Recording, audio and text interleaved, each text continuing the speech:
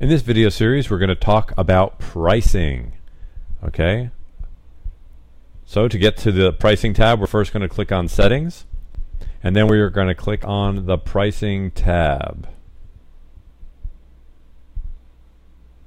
Now, there's many different features and functions for pricing, and depending on the type of customer you are, or the type of seller, I should say, that you are, will determine how you use our pricing. Now, if you are a WHI eBay customer, for example, and your B2C site is connecting to your warehouse management system or your dealer management system, your pricing is going to come from your own system. What that means is you're going to use very little of the pricing functionality in our system because pricing will be managed in your system. However, there are still some features and functions you may be interested in learning about, and if so, we recommend you watch this video.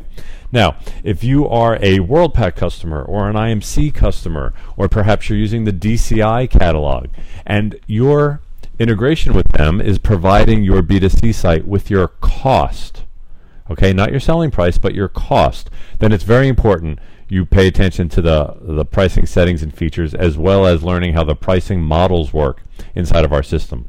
That's simply because our system is going to generate your selling price. So at this moment, though, we're going to talk just about these overrides, or let's call it the advanced settings, on the pricing store setup tab.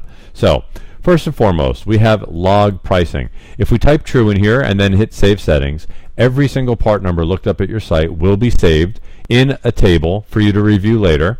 Now, this table can get quite large at busy sites and can also slow your site down. So if this is not necessary, please do not enable it.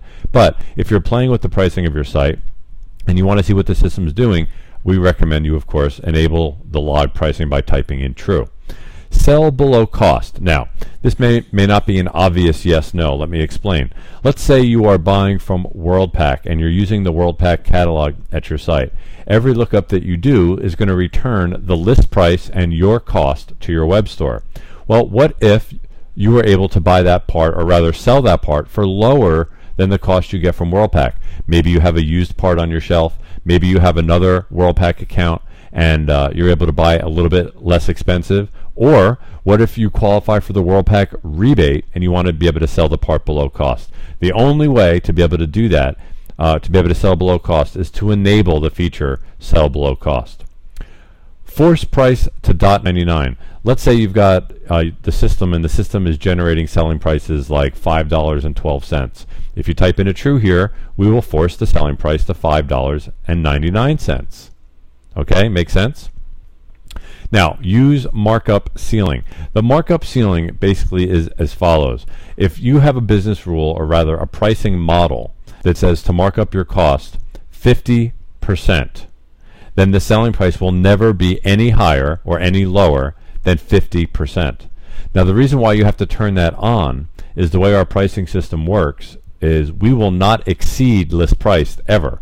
So if you wanted to make 50% markup, but your 50% markup exceeded list price, we wouldn't sell it or allow you to sell the item for more than list price, simply because who would buy a part that was selling for more than the list price? So that's what the markup ceiling is for. If you always want to use, or always want to get that 50%, then you have to enable it there. Now, markup list when needed. Markup list when needed is similar to the markup ceiling in that it works in conjunction with it. Let's say you always want to mark up your parts by 50%. Well, if you exceed list price, the system can also mark up list price when needed. So when needed means, hey, if my selling price exceeds my markup, then let's bump up list price to look like there's an actual discount being given off of list. I believe we mark it up 50% more. In other words, if your selling price was $100 and list was $90, we would make the list price $150 by marking up your selling price an additional 50%. Hopefully that's clear. I know I'm talking fast, trying to save you guys time. Okay, quote only. Some of our clients use our site only to generate, or our system only to generate quotes. So if you want your site only to generate quotes and not to actually sell parts, you can put in a true there. Price by zip.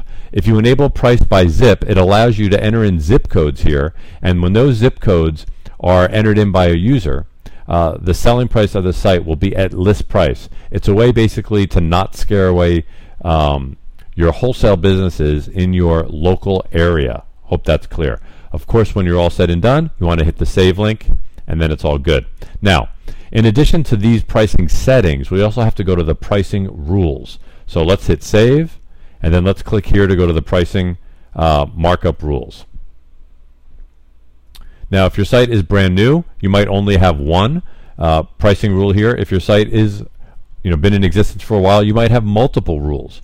Now, let's first talk about who and what type of seller you are. Once again, I have to go back to asking if you're a WHI eBay customer, or if you're a WorldPack, or you're an IMC. If you are a WHI eBay customer, or you're using the system with an integrated back end, in other words, you're connected to your warehouse management system or your dealer management system, then you're going to want your business rule to look just like this first one. It's going to have 1.0 for the markup, 1.0 for the markdown, and 1.0 for the cost markup, okay, and probably for 0 to 99. So we would call this the default pricing model for B2C merchants. Now, also notice it says supplier ID AAA. Well, your supplier ID is basically the default catalog that you use. I'm going to quickly jump out of pricing for a second and go to the catalog page so you can see the various, we call them SUPs or suppliers. If we go here to catalog, sorry, it's a little bit slow at the minute. And here are the various SUPs. So you don't see the actual IDs here, but I happen to know that the SUP for WorldPack is AAA. Okay, so let's go back to pricing. We'll continue where we left off and back here.